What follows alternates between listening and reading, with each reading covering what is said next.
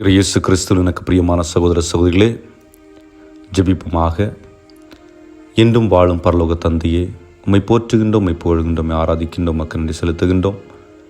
தூய ஆவியானவரை எங்கள் மீது வர செய்து எங்கள் உள்ளத்தை புதுப்பித்து தூய்மைப்படுத்தி எங்களை வழிநடத்தி கொண்டிருக்கின்ற மேலான கிருபைக்காக உம்மை போற்றுகின்றோம், உம்மை புகழ்கின்றோம்.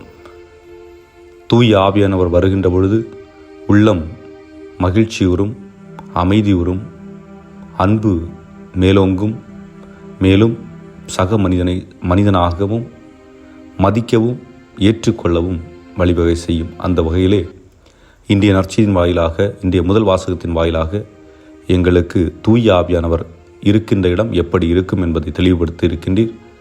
அதுபோன்று இன்றைய நற்செய்தியிலே இயேசுனுடைய இருப்பிடம் என்பது அனைத்து மக்களுக்குமானது, பாரபட்சமின்றி ஒடுக்கப்பட்ட ஓரங்கட்டப்பட்ட மக்களுக்கும் உரியது என்பதை எங்களுக்கு தெளிவுபடுத்தி இருக்கின்றீர். அவற்றை நாங்கள் எங்களுடைய வாழ்விலும் கடைபிடிக்க வேண்டிய அருளையும் ஆற்றலையும் எங்களுக்கு அளித்துள்ள எங்கள் ஆண்டவராய கிறிஸ்து வழியாக மன்றாடுகின்றோம். ஆமென். அன்புக்குரியவர்களே, இன்றைய வாசகங்களை பார்க்கின்ற பொழுது மிகவும் முக்கியமான வசனங்களை பார்க்க முடிகிறது.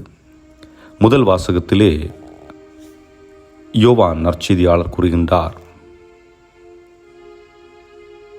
அன்பார்ந்தவர்களே, தூய ஆவியின் தூண்டுதல் தமக்கு இருப்பதாக சொல்லிக்கொள்ளும் எல்லாரையும் நம்பிவிடாதீர்கள்.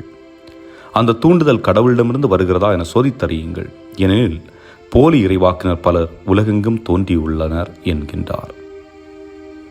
அன்புக்குரியவர்களே, இன்று பல மனிதர்கள் இந்த உலகில் தூய ஆவியை பெற்றுக்கொண்டது போன்று இயல்பான ஒரு வெளிப்பாடை வெளிப்படுத்தி கொண்டிருக்கின்றார்கள். ஆனால் உண்மையிலேயே தூய ஆவியானவரை பெற்றுக்கொண்டவர்கள் இயேசுவை போதிக்கக்கூடியவர்களாக இருக்கின்றார்கள். இயேசுவின் நாமத்தை உச்சரிக்கக்கூடியவர்களாக இருக்கின்றார்கள். இயேசுதான் அனைத்திற்கும் மையம் என்பதை யார் உணர்ந்து வெளிப்படுத்துகின்றார்களோ அவர்கள் தூய ஆவியினால் ஊந்தப்பட்டவர்கள். ஆகவே நம்முடைய வாழ்வில் நாம் எதனால் ஊந்தப்பட்டு கொண்டிருக்கின்றோம்? இயேசுவை முன்னிலைப்படுத்துகின்றோமா?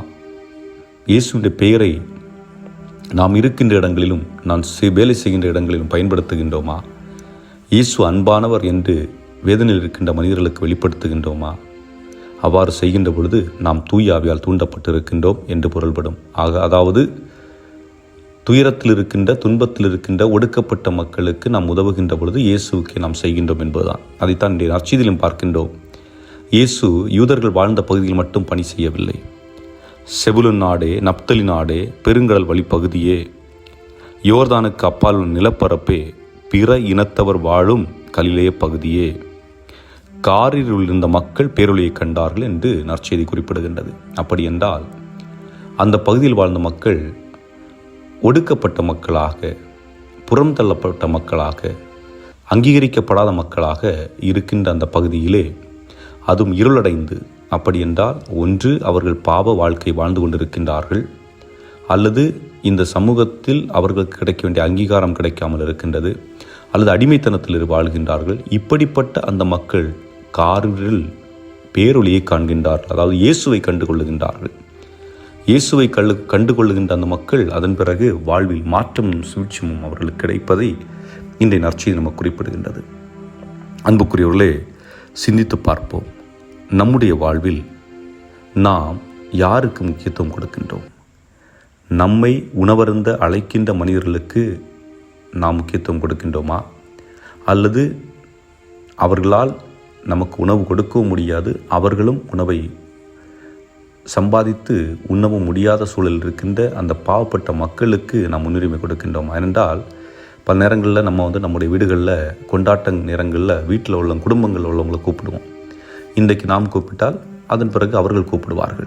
விருந்தோம்பல் முக்கியமானதான், விருந்தோம்பல் நல்லது தான். ஆனால் இந்த விருந்தோம்பலில் பெரும் பலன்கள் எதுவும் இல்லை. காரணம், நான் இன்று கொடுக்கிறேன், நாளை நீ எனக்கு கொடுக்கிறாய். ஆக என்னிடம் இருக்கிறது நான் உனக்கு கொடுக்கிறேன், உன்னிடம் இருக்கிறது என்னுடைய கொடுக்கிறாய். ஆனால் இல்லாதவருக்கு யார் கொடுப்பது?